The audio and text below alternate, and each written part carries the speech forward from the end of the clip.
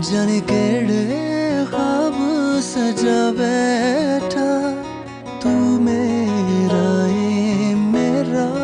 ये खुद नू लारे ला बैठा मेरा रोम रोम खाली है मेरे सारे ख्वाब जाली ने मेरे कोल आ दिल नू समझा तू मेरा नहीं.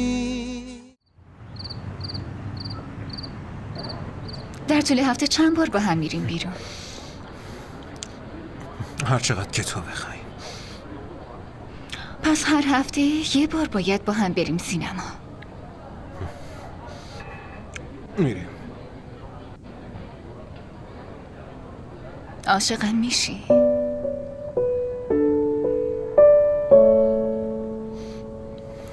این چه سالیه؟ سوالم همینه یوسف وجیه احمد. بگو واقعا عاشقم میشی؟ یا فقط با هم ازدواج میکنی و میخوای عاشق زلیخا بمونی؟ که اینو گفتم زلیخا رفته.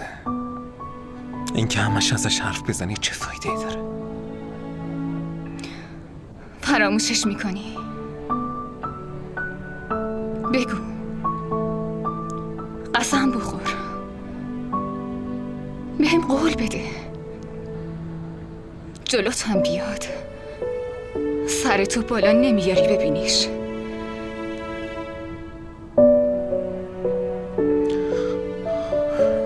نه نمیبینمش. گفتم که نمیبینمش.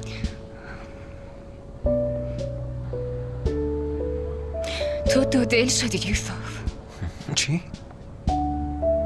یعنی چی؟ ولش کن. فکر میکنم قبول کردی.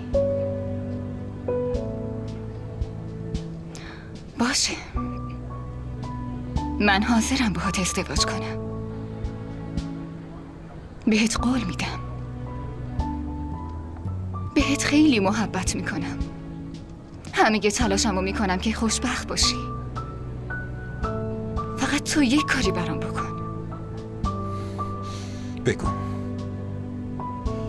روز عقد کنارم میشینی؟ آره میشینم.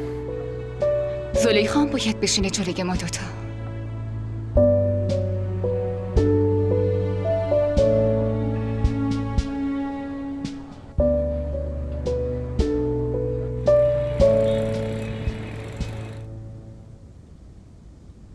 بفرمایین متن قراردادشون.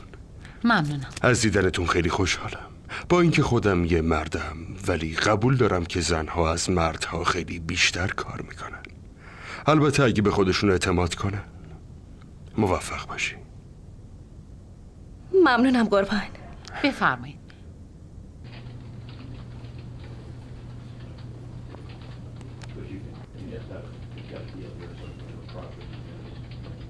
لطفاً اینجا بشینین. میرم مدیر بخش رو صدا کنم. شما باید ببینینشون. باشه. بفرمایید.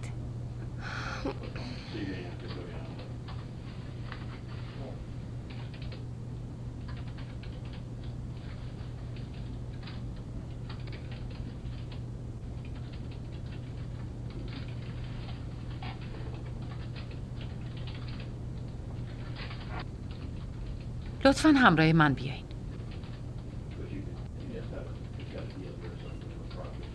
از این طرف خواهش میکنم. ایشون مدیر خیلی خوبی هستن و حتما نظرشون در مورد شما مساعده. لطفاً از این طرف تشریف بیارین. بفرمایید. این اتاقه؟ بله. ممنونم. خواهش میکنم.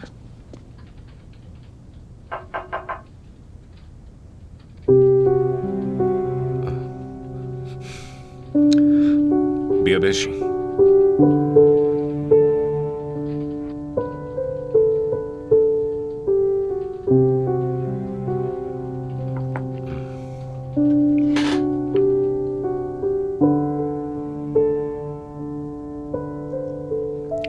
بعد از 2 ماه بالاخره تونستم ببینمش.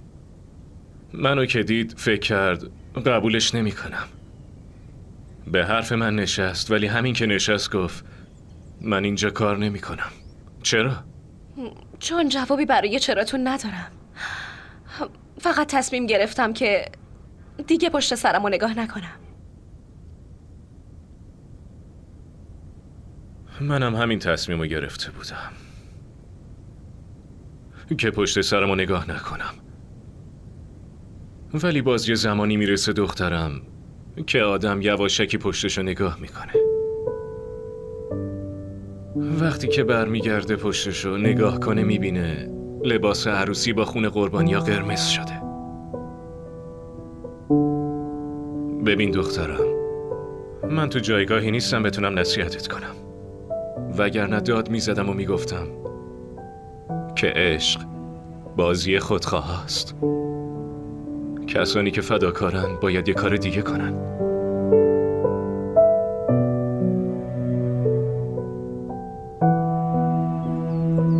اگه اون پسر بود اسمشو وجی احمد میذاشتم.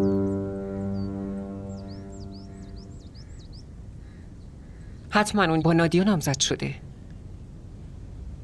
نه. چرا؟ دیروز من خودم شنیدم با نادیا نامزد شده. اون قبول نکرد. نادیا یه شرط سختی برای ازدواج گذاشت. اون شرط به نتیجه نرسید. وقتی از عشق اول پسر خبر داشته باشن دخترها اینطوری احساس ناامنی میکنن. حتما اون یه تضمین میخواسته. نادیا میگه که موقع عقدش زلیخا بیاد جلوش بشینه. اونم جواب بله رو میده. واقعا؟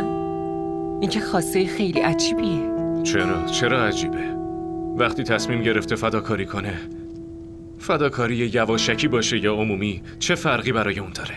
من قول میدم اگه یوسف این خواسته نادیا رو قبول کنه، چون که میدونه اون یه دختره، من بهش میگم وجیه احمد صداش کن.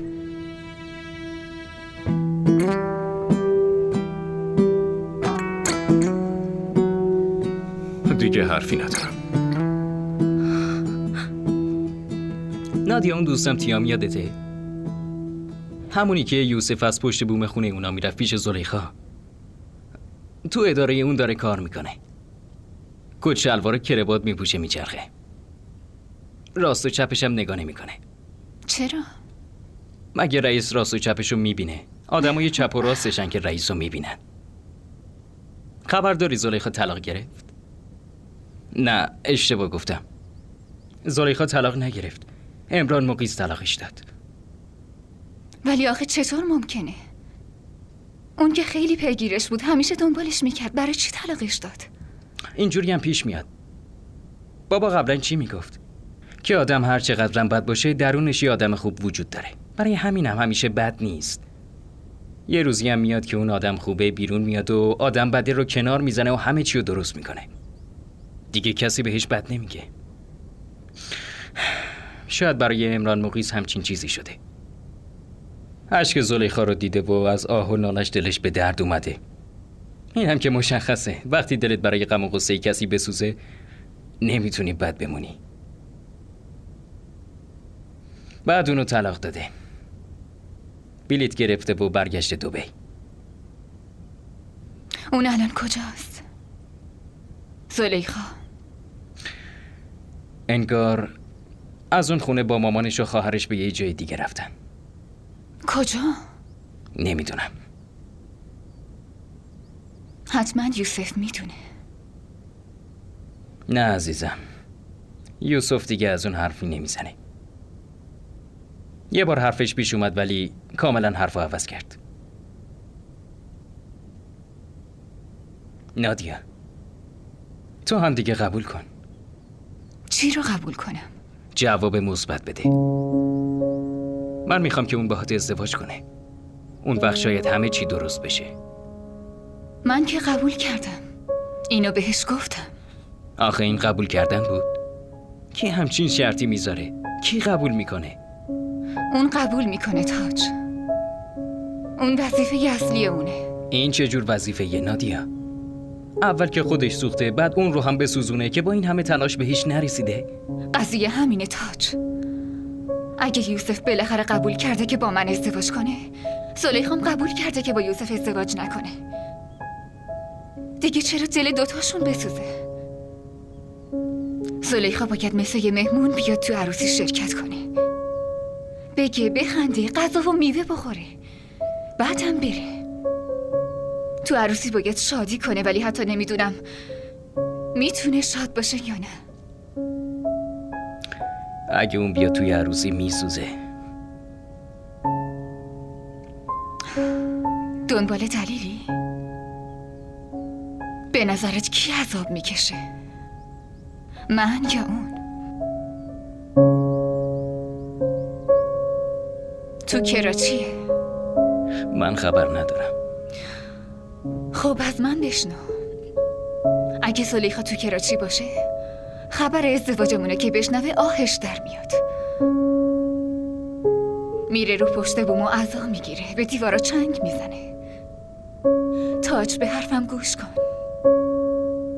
حتما تو کراچیه. اسم اون زلیخاست. بعدم ببینم اونو ول میکنه.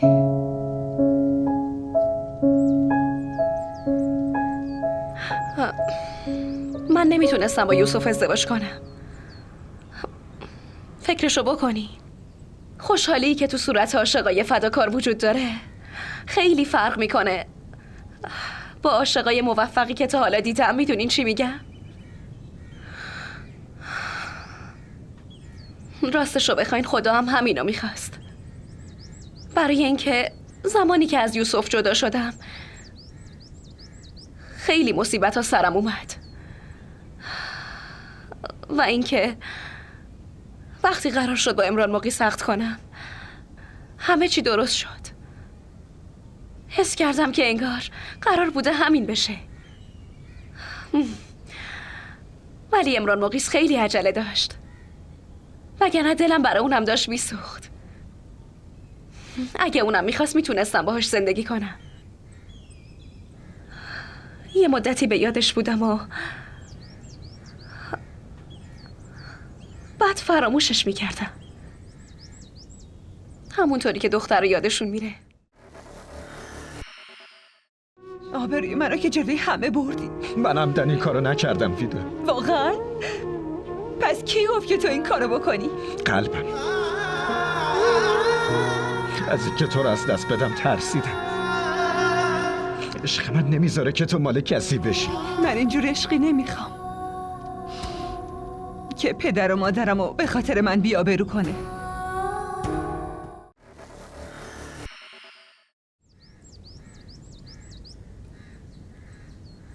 میدونی از حرفات چه برداشتی میکنم؟ انگار که دارم تنبیه میشم. اشتباه 25 سال پیش هنوزم ولم نکرده. درسته که بعد از جدایی هیچ کدوم از ما نمردیم، ولی اگه با دقت دوتامونو نگاه کنی میبینی هر دومون بازنده ایم.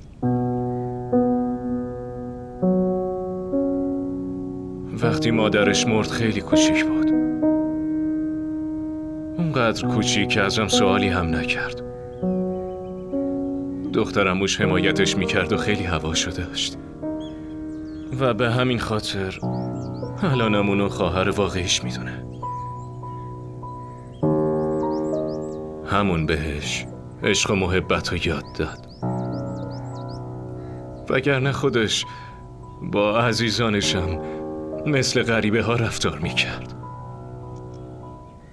بعدش میدونی بعد از تو هم کاملا مثل غریبه ها شده، فقط از کار حرف میزنه، هیچ کسی رو دوست نداره. اگرم دوست داره خب نشون نمیده. من میدونم که اون آخرشم با نادیا زندگی میکنه، تو هر شرایطی زندگی میکنه. حتی یوسف بهش محبتم میکنه. ولی به سن من که رسید یه بار حتما ببینش دخترم. وقتی هم دیدیش با دقت نگاهش کن. اگه حس کردی داره زندگی میکنه محکم لگت به قبر من بزنه بگو وجیه احمد تو دروغ گفتی. عمو لطفاً. دخترم تو این ازدواج عشق و عاشقی که داشتی و ول کن. فقط همینو بگو که اگه تو رو تو عروسیش دعوت کنه تو میای. اگرم همین الان با اطمینان بگی بله عمو تو عروسی شرکت میکنم، اینم بگو که دخترم زمان عقد یوسف با نادیا روبروش میشینی؟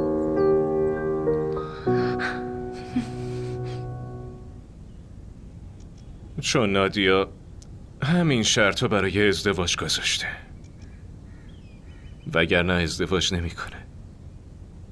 بگو دیگه دخترم، اگه واقعا دوست داری انقدر فداکاری کنی پاشو بیا شرط نادیا رو قبول کن. فداکاری که میکنی کنار این کارت خیلی هم ثواب میکنی.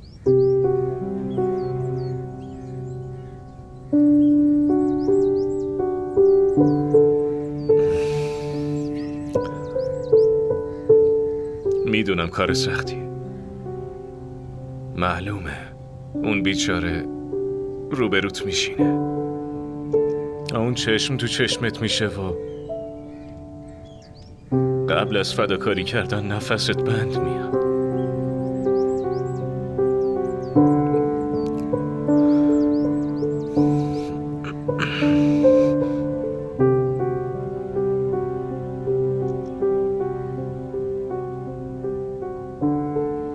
من امروز اولین بار اومدم پیشت. زمان رفتن حس میکنم که آخرین باریه که اومدم. چند قدم که برم میرسم بیرون در. به خدا قسم من دیگه بر نمیگردم. برای همین تصمیمتو عوض کن، یا شرط نادیا رو قبول کن، یا اینکه مثل من تا آخر عمرت پشیمون میشی و زجر میکشی. صبر کنین عمو.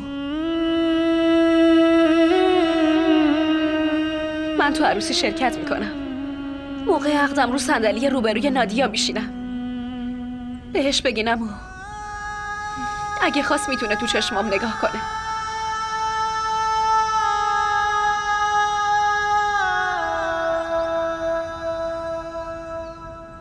माया दूर गया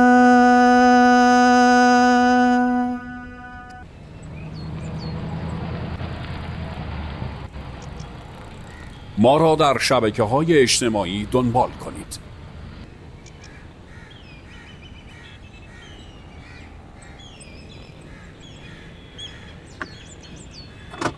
مامان همینه، فردا از قسمت دومش امتحان. بده من ببینم. سلام علیکم. و علیک سلام. عروسک بیا اینجا. میخوای سوار موتور بشی؟ نه. پس چی؟ بیا دیگه یه چیزی میخوام بهت نشون بدم. چیه؟ بیا زود باش خودت میبینی. مامان شما هم بیاین.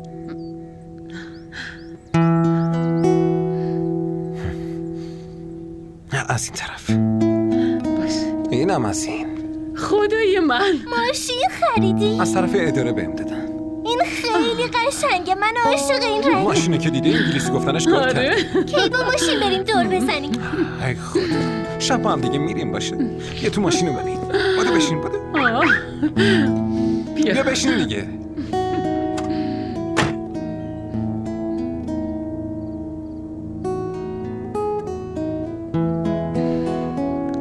این حلوای هویجو همیشه من برای تو درست میکنم. میدونم که دوست داری،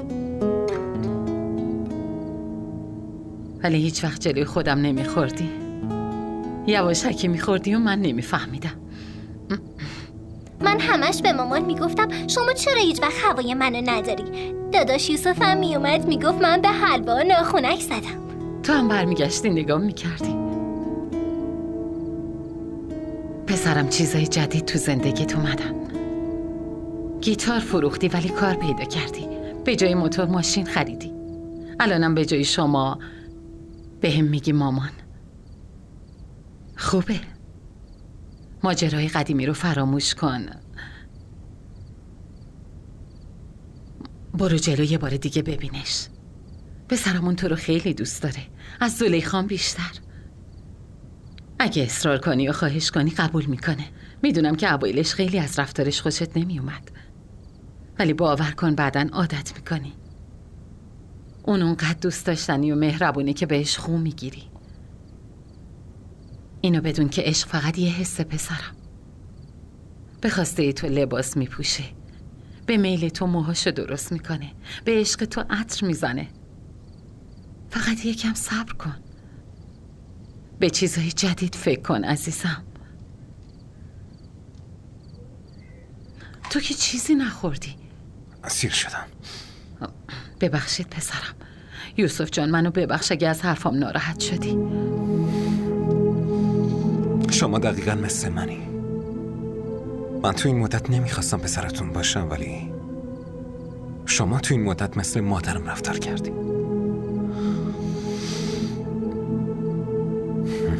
نگران نباشین.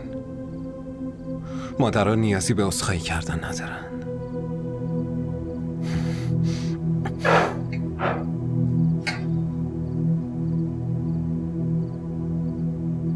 فردا میرم میبینمش. باهاش حرف میزنم و خواهش میکنم که قبول کنه. فکر کنم قبول میکنه.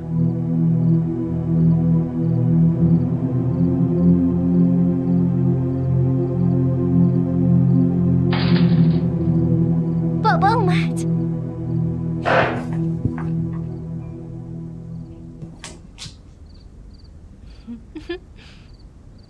سلام بابا. علیک سلام. دخترم این ماشین مال کیه؟ مال داداشه. امروز شرکت اینو بهش داده. جدی؟ یه خبر جدیدم بدم. چی؟ داداش دیگه مامان و مامان صدا میکنه. جدا؟ به به به به. گناه خیلی بزرگی کردی. خیلی راحت گرفتی خوابیدی؟ بیدار بمون. چی شده؟ چیزی نشده. قراره بشه. نادیا قراره باهاش ازدواج کنه. بعد تو با خوشحالی گفتی موقع یقت میشینی روبروی یوسف و نادیا؟ خب اون موقع صدای بلش مثل صدای دمیدن تو صورت میمونه. رشه به تنت میفته. پس اون موقع بیا با هم بریم. هم ارادم رو ببین هم مجلس عروسی رو. من که میام. با چشمای خودم حالتو میبینم. بعد از مردنت به مردم میگم که زلیخا اشتباه کرد، که به خواست خودش اومده نشسته کلمه بله رو بشنوه. همین که شنید مرد. نه، اگه بشنوم خوشحال میشم. حتی حس میکنم که حق به حقدار رسیده. خدا هم خوشحال میشه. الکی با این حرفا دلتو آروم نکن.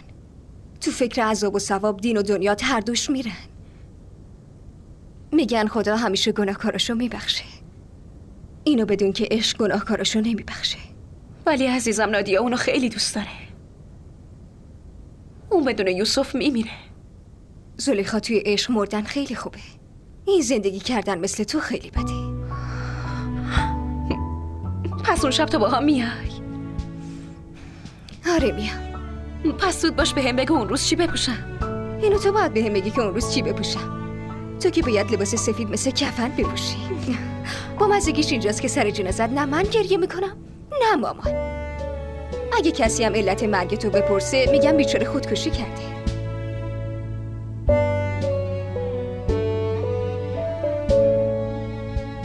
میدونی الان داری چی کار میکنی؟ همون کاری که چند سال پیش وجیه با عاطفه کرد. حالا بگیر به خواب و ببین. یه ساعت دیگه میبینیم.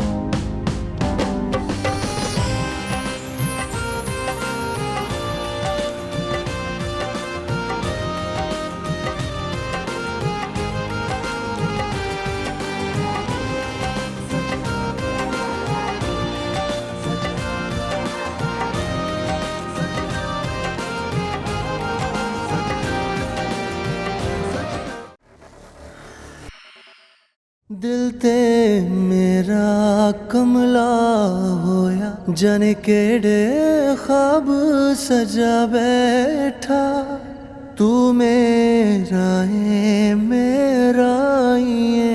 खुद नू लारे ला बैठा तू मेरा नहीं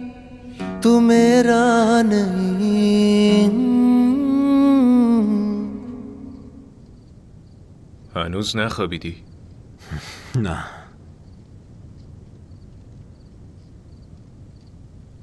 بشین.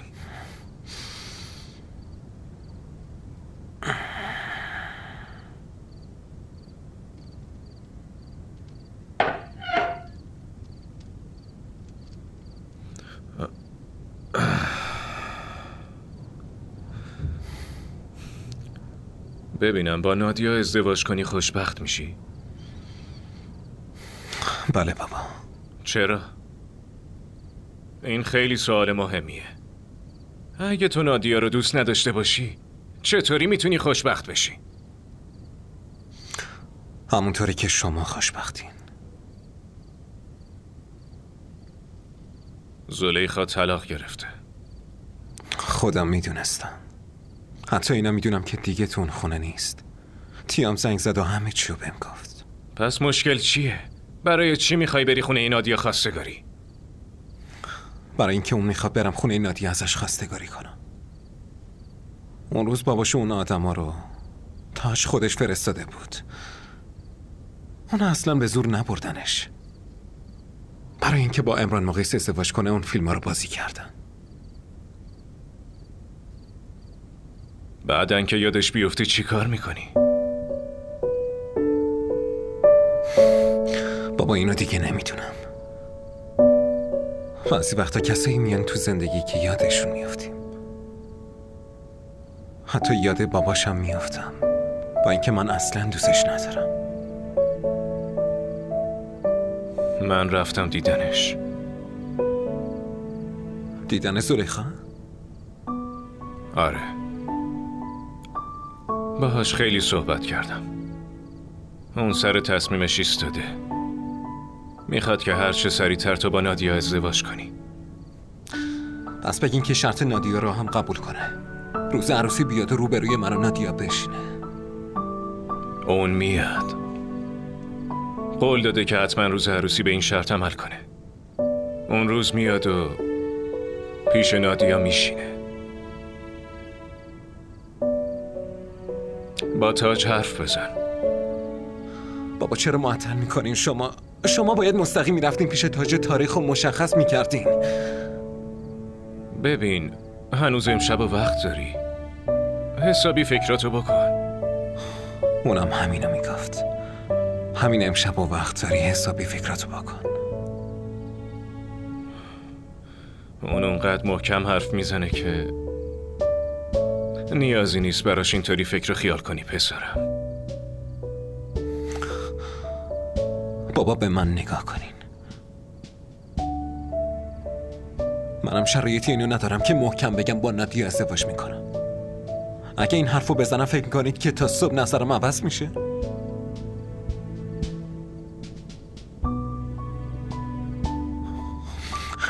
باشه، برید با تاج حرف بزنید و تاریخو مشخص کنین. 29 آپریل.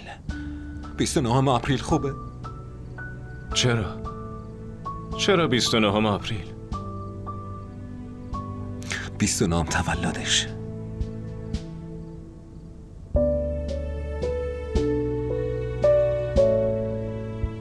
خب موکلتون کجاست؟ خانم قاضی برای کار مهمی به دبی رفتن. این 5مین باریه که موکلتون آقای نور محمد از دادگاه اومدن تفره میرن. شما چی میخواین؟ به هم بگین میخواین وقت بیشتری بهشون بدین؟ خانم قاضی من به اون آدم 25 سال وقت دادم. من دیگه یک لحظه هم نمیتونم صبر کنم. بسیار خوب، دادگاه طلاق شما رو میپذیره.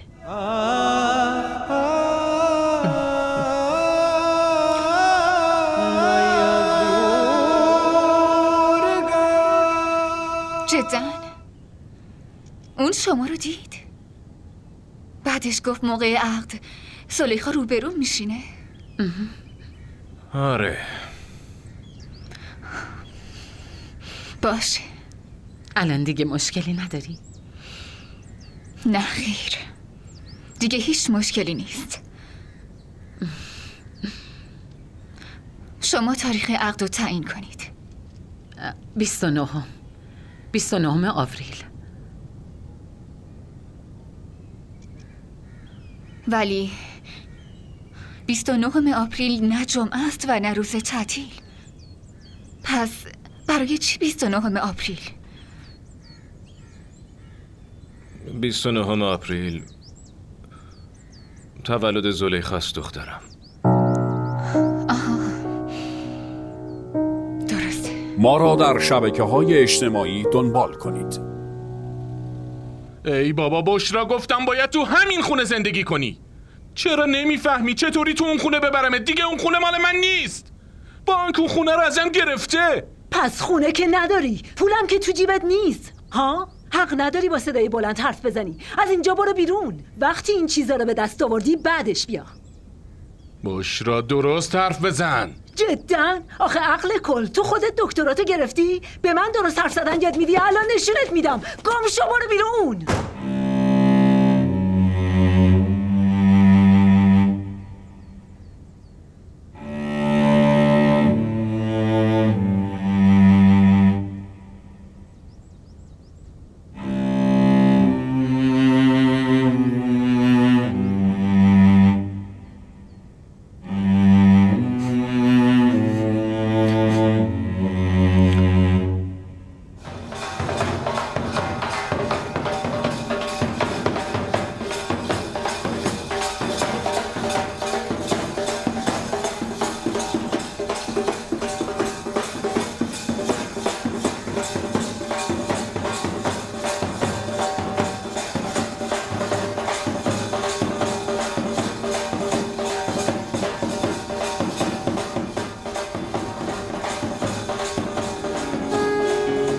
सारी खेड लकीरां दी,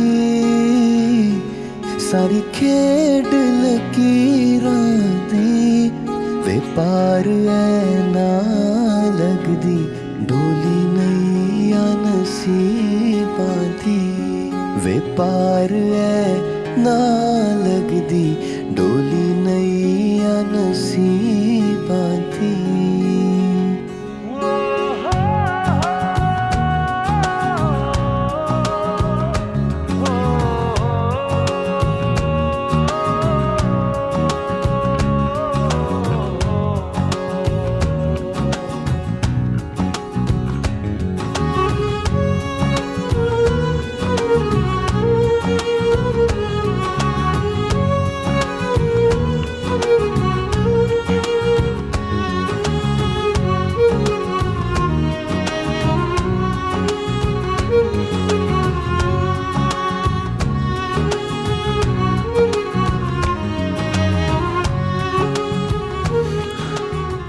عاقد صدا بزنی.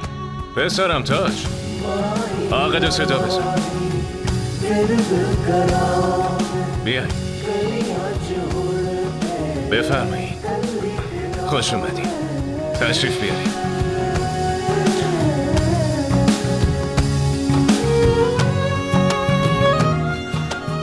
به عاقد بگین سیغه رو بخونم. بله، بسم الله آجا. شروع تو عروس اومد و که ننوشتین، چطوری شروع کنم؟ شروع تو بعدا می نویسم آج آقا. حق رو بخونیم. لطفا عجله کنید. آج آقا، اول امر شرعی یعنی عقد انجام بشه، بعدش مراحل قانونی هم میریم. هر طور که بسم الله بفرمایید. بسم الله الرحمن الرحیم. اسم عروس و پدرشون چیه؟ نادیا علی فرزند اقرار احمد. اسم داماد و پدرشون چیه؟ یوسف وجی احمد، فرزند وجی احمد. شرایط مهریه؟ تاج، و شرایط مهریه چیه؟ شرایط مهریه که طبق شرعه. طبق شرع حاج آقا. حالا شهادت اینو بگین. بله. بسم الله الرحمن الرحیم. لا اله الا محمد رسول الله. شما هم بگین.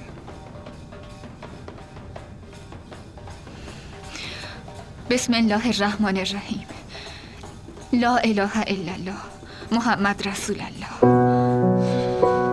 من 3 بار ازتون میپرسم، نادیا علی فرزند اقرار احمد، آیا وکیلم به مهر معلوم شما رو به عقد یوسف وجی احمد در بیارم؟ وقتی که من گفتم قبوله شما هم میگید قبوله. خانم نادیا علی فرزند اقرار احمد، آیا وکیلم به مهر معلوم شما رو به عقد یوسف وجی احمد فرزند وجی احمد در بیارم؟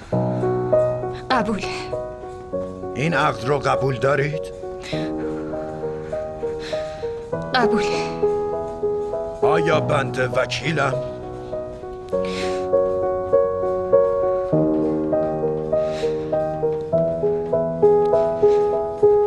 قبوله. یوسف وجی احمد، من 3 بار ازتون میپرسم، شما هم در جواب میگین که قبوله. آقای یوسف وجی احمد فرزند وجی احمد، آیا وکیلم به مهر معلوم شما رو به عقد نادیا علی فرزند اقرار احمد در بیارم؟ آیا این عقد رو قبول دارید؟ अंजुआ गिण गिण रात सजाई पर तेरी कोई खबर न आई दिल डरदा होके पर्दा मोड़ آیا این عقد رو قبول دارید؟ करदा मेरा रोम रोम खाली لطفاً جواب بدید.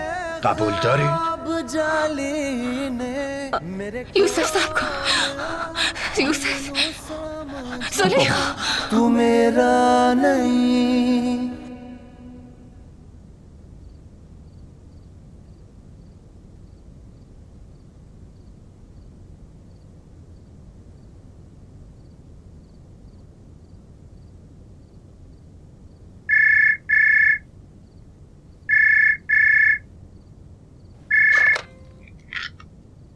الو؟ چی؟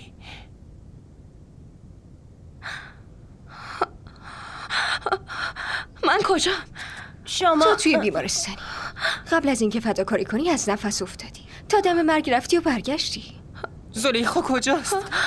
زلیخا خوبی دخترم؟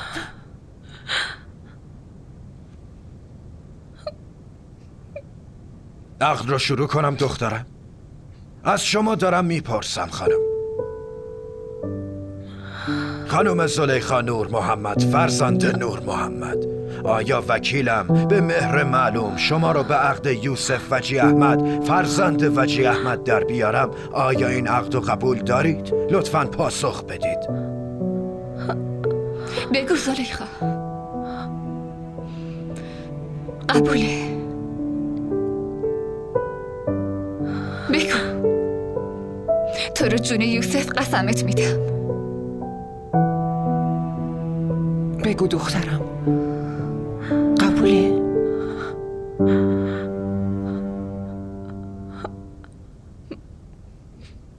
तू मिला है तो मिल गया है खुशबुओं का जहां, ख्वाब भी हंसने लगे हैं पलकों के दरमियां. قبوله. कतरा हूँ मैं दरिया है तो तेरे साथ मैं बहता फिरूं.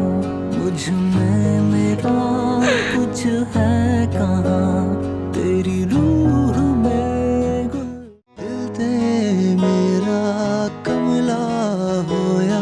जाने केड़े ख्वाब सजा बैठा, तू मेरा खुद नू लारे ला बैठा. मेरा रोम रोम खाली. DDTV ارائه کننده بزرگترین سریال های درامای ترکی، کره‌ای، پاکستانی دوبله شده به فارسی می باشد. لطفاً سابسکرایب کنید و عضوی از خانواده ما شوید.